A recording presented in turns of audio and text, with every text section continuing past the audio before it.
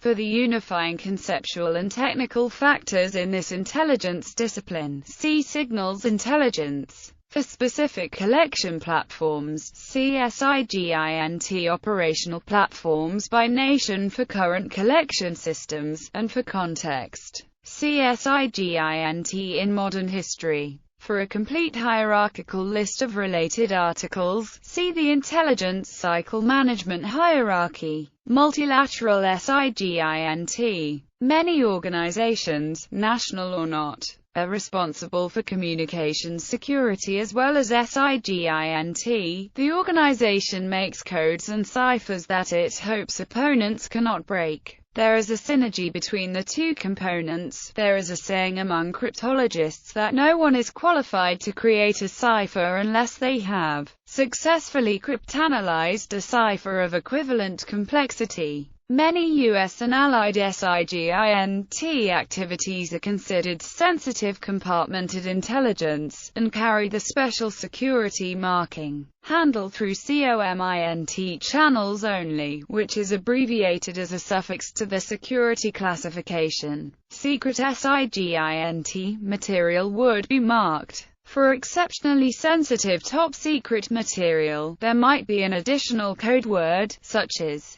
UK-USA Agreement. SIGINT and security procedures are closely coordinated under what is called the UK-USA community, which includes Australia, Canada, New Zealand, the United Kingdom, and the United States. It is widely rumored that those 5 nations cooperate in a major SIGINT activity, codenamed Echelon. Of the UK-USA partners, NSA is the US element, Britain's is the Government Communications Headquarters. Canada has the Communications Security Establishment and a few other small groups. Australia puts these activities in the Australian Signals Directorate. New Zealand has the Government Communications Security Bureau. Echelon. It is fair to say that there is something called Echelon, and it is very large. There is no unclassified definition of what it really does, and there are conflicting unofficial reports on its capabilities and operations. Duncan Campbell is the source of much information, but many of his claims have been challenged by independent sources. It is a 2000 report, and his claims that NSA has published no details of its operations is not the case in 2007. Another extensive report is that of the European Parliament in 2001. Campbell himself refined his definitions a year later. His strict definition of Echelon is that it is a satellite interception component of the partners of the UK-USA agreement. Even among the UK-USA members, according to Campbell, there may be other satellite interception stations, not called Echelon, probably in Australia and possibly in Great Britain. It is generally accepted that Echelon is a cooperative system, principally among the UK-USA agreement partners, to intercept satellite, microwave, and other communications around the world, searching for information of interest to its members. The geographic distribution of the members allows much more effective worldwide coverage. This article does not replace the separate Echelon Wikipedia article, but will complement it. Campbell cites Jeffrey Richelson as defining, in the 4th edition of the American Intelligence Establishment, an official list of third-party participants in Echelon as Norway, Denmark, Germany, Italy, Greece, Turkey, Austria, Japan, South Korea, and Thailand. Campbell further indicated that U.S. payments to Norway and Denmark were stopped in 1992, and those countries intended to do their own satellite interception. There are also conflicting reports about the relationship, if any, between Echelon and U.S. government warrantless monitoring wanted by the George W. Bush administration. Many reports focus on ECHELON's capability to intercept signals transmitted through free space, such as microwave and communications satellites. Given that much of the world's communications have moved to optical fiber cables, which are difficult but not impossible to intercept,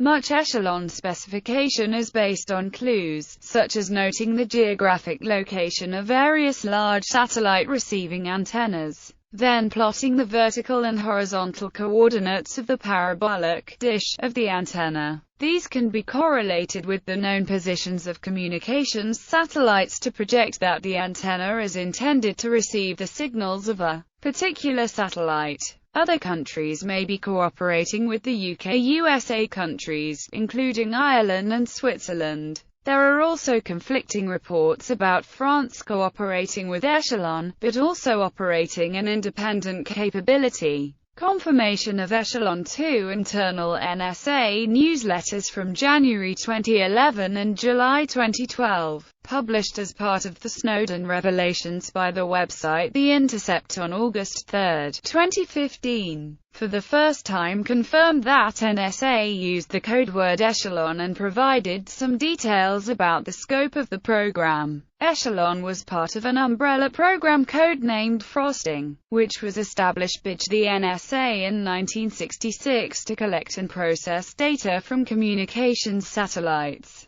Frosting had two sub-programs: Transient, for intercepting of Soviet satellites; Echelon, for intercepting of Intelsat satellites. A first satellite ground station for the Echelon collection program was built in 1971 at a military firing and training center near Yakima, Washington. The facility, which was codenamed Jackknife, became fully operational in May 1973 and was connected with NSA headquarters at Fort Meade by a 75-baud secure teletype order-wire channel. NATO communications and data exchange electronics are intended to be interoperable among NATO members. Although not all countries will share sensitive data, tactical information usually will be shared. ASEAN and related groups. The Association of Southeast Asian Nations consists of 10 countries of the region: Indonesia, Malaysia, Thailand, Singapore, the Philippines, Cambodia, Vietnam, Myanmar, Brunei and Laos. 5 of the 10 countries have concerns with Islamic terrorism, and most are also concerned with piracy. Formed in 1967, the countries also shared several decades of concern over communist threats. Their cooperation improved over time, although there still was support from outside powers. Given Singapore's small but potent military, it made basing arrangements in Singapore, in Malaysia and the Philippines.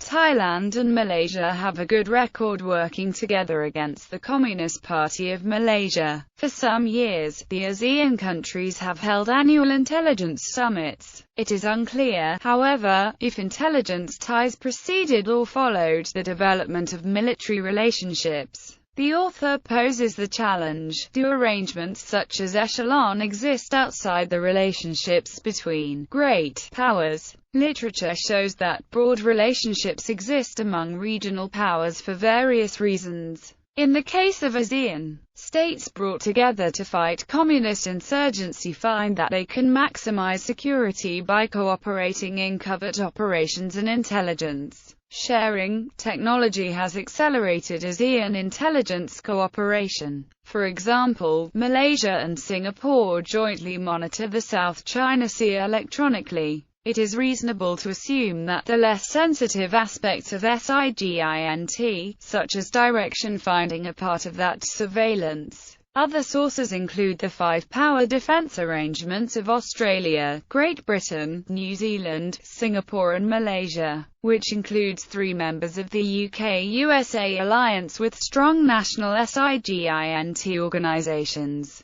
Spurred by terrorism concerns, the ASEAN states, in May 2002, agreed on an action plan that provided for enhanced cooperation in intelligence sharing and coordination of anti-terror laws. In August 2002, ASEAN and the United States issued a joint declaration to combat international terrorism, which was followed by an ASEAN Regional Forum meeting on terrorism, to be jointly sponsored by Malaysia and the US. The U.S. proposed that a regional counterterrorism training center be established in Malaysia. Accompanying the anti-terrorism center is an intelligence sharing agreement among Indonesia, the Philippines, Malaysia, Cambodia, and Thailand, a first meeting of which was held in Manila in January 2003. An obvious question, without a simple answer, is how much SIGINT capabilities these countries have. Some of these countries are reluctant to get too close to the U.S., involving nationalist issues in the Philippines and Islamic parties in Malaysia and Indonesia.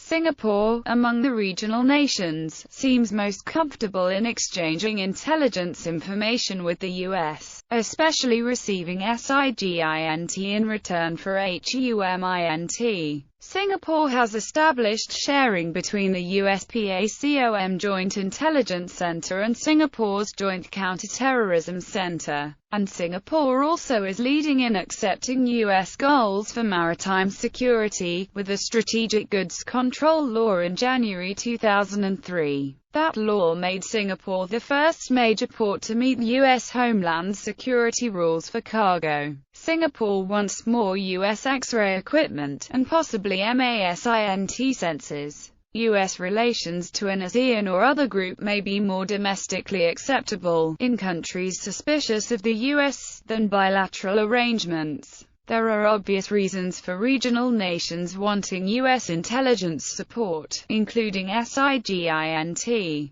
Nevertheless, the eagerness of the U.S. to help against Islamic groups strikes at local sensitivities. Other coalitions, UN and other, often ad hoc international coalitions, have no predefined SIGINT interoperability. Establishing even basic communications interoperabilities is one of the first and most urgent tasks of any coalition.